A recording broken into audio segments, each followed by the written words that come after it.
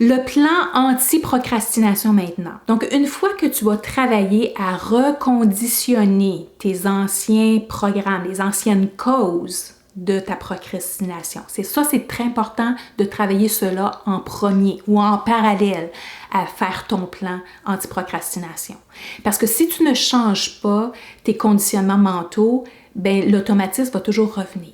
Okay? Peu importe ce que tu écris comme objectif, puis même si tu as bien beau écrire des belles phrases, il reste que faut travailler au niveau mental. Donc, travailler au niveau du dialogue intérieur, au niveau de activer la confiance, au niveau de les blocs de temps, tout ça. Là. Donc, peu importe qu'est-ce qui te cause, qu'est-ce qui se cache derrière ta procrastination, il y a du travail à faire, okay? En premier. Ensuite, tu utilises les 12 étapes du plan que je te propose, encore une fois pour allez, je te pose la question, prends le temps de réfléchir, répondre. Et si tu utilises ces 12 étapes pour n'importe quel projet que tu veux atteindre, n'importe quel objectif que tu veux atteindre, peu importe que ce soit un projet professionnel, un projet personnel, un projet de grande allure, un petit projet, ça peut être un voyage, ça peut être quelque chose que tu veux créer. Donc, j'utilise exactement ces mêmes processus-là à tous les projets que je veux faire. Donc, je veux faire une retraite avec un thème spécifique justement sur l'accomplissement de soi, j'utilise exactement la même stratégie. Alors, si je reprends avec toi, juste pour te donner quelques petites notions supplémentaires à chacun des éléments. Donc, la première étape, c'est vraiment, vraiment important de définir clairement qu'est-ce que je veux. Et c'est très important que ça soit sous ton contrôle. Donc, je veux réaliser telle chose, je veux créer telle chose, je veux écrire un livre, je veux apprendre telle chose. Donc, ça a besoin d'être clair. Donc, je mets l'emphase sur la clarté. Donc, si tu lis ta phrase et que tu demanderas à quelqu'un, c'est-tu clair pour toi? La personne va dire, ouais, c'était clair. OK? Si c'est encore ambigu ou c'est comme, parce que je vais te donner quelque chose d'ambigu, c'est je veux faire plus d'argent. Ben c'est ambigu parce que plus d'argent, c'est quoi? C'est une pièce de plus, tu 100 pièces de plus, tu 100 000 de plus, tu 1 million de plus. Tu sais, c'est quoi faire plus d'argent? Ça fait que, vas-y, ça a besoin d'être très clair pour que ton cerveau dise « OK, oui, je suis capable de mettre une image là-dessus ». Ensuite, on y va dans la priorisation des tâches. Donc, on va vraiment établir toutes les tâches qui ont besoin d'être accomplies qui ont besoin d'être créées pour arriver à notre projet. Alors ça, tu peux utiliser gestion de temps. Tu peux utiliser la stratégie de gestion de temps que je t'ai donnée pour faire ça.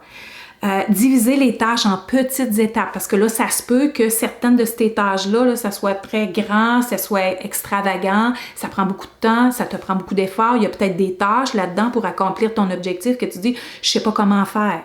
Alors là, tu vas y aller avec du morcelage. Fait que tu reviens à certaines des stratégies que je t'ai enseignées pour que tu puisses le mettre dans « OK, c'est quoi les premières étapes que je vais faire? Comment je vais le faire? Comment je vais morceler ça en petites étapes? » OK? Alors, donc, prends le temps de faire cela.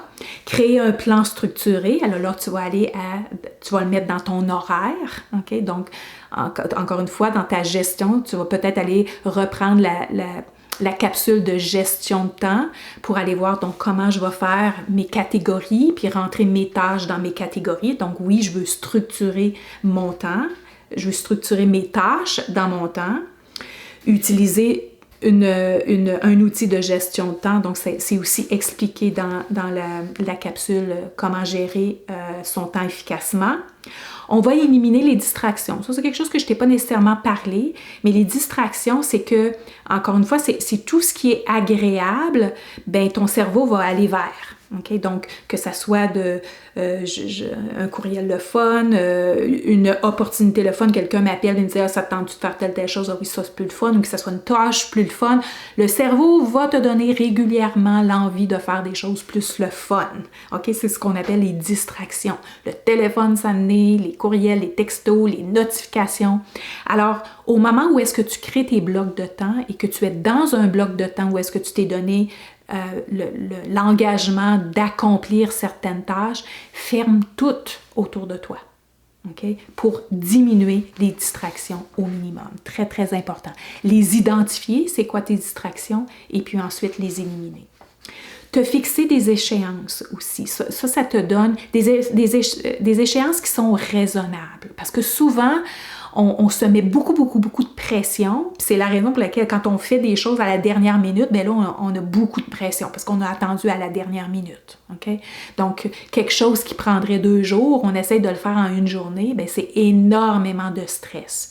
Et quand on a l'impression que ça nous donne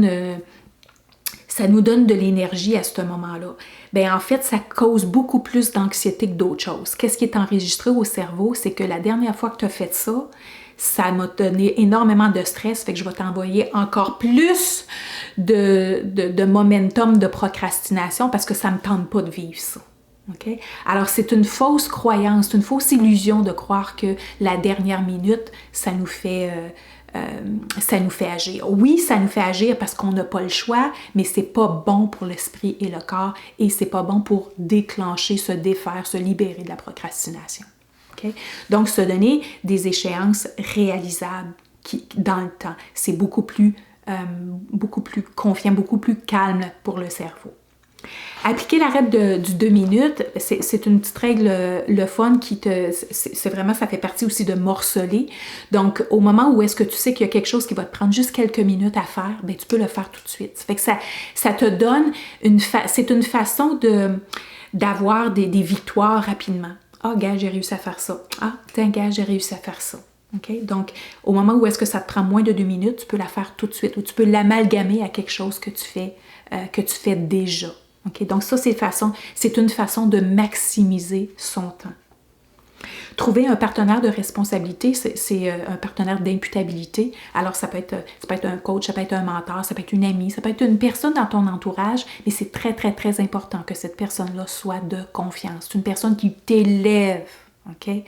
Donc, va pas partager tes choses avec une personne qui te draine, qui te dit « ben voyons donc », puis t'as toujours procrastiné tout le temps, t'as tout le temps fait les affaires à la dernière minute, tu vas le faire encore. C'est pas la bonne personne, ça. Okay?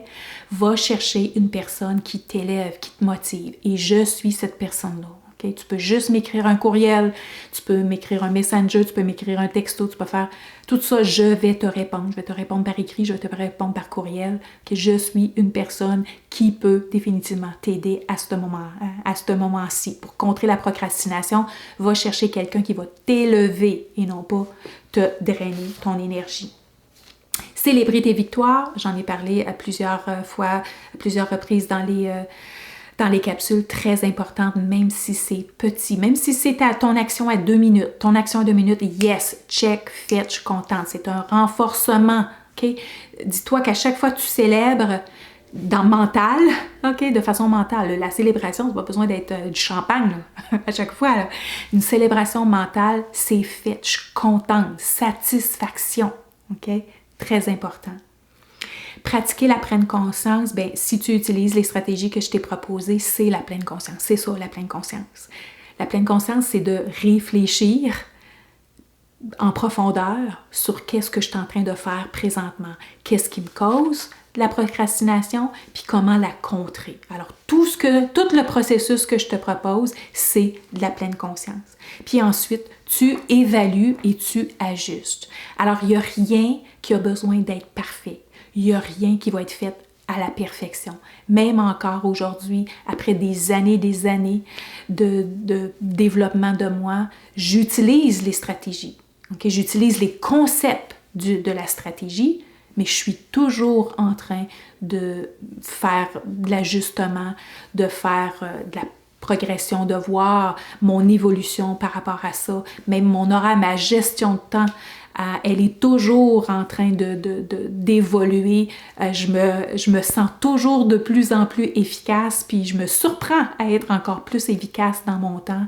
Alors voilà, donc il y a toujours place à évolution et à amélioration. Mais maintenant, dans cet outil ProCatalyst, eh bien, tu retrouves tous les éléments essentiels dont tu as besoin pour vaincre la procrastination une fois pour toutes.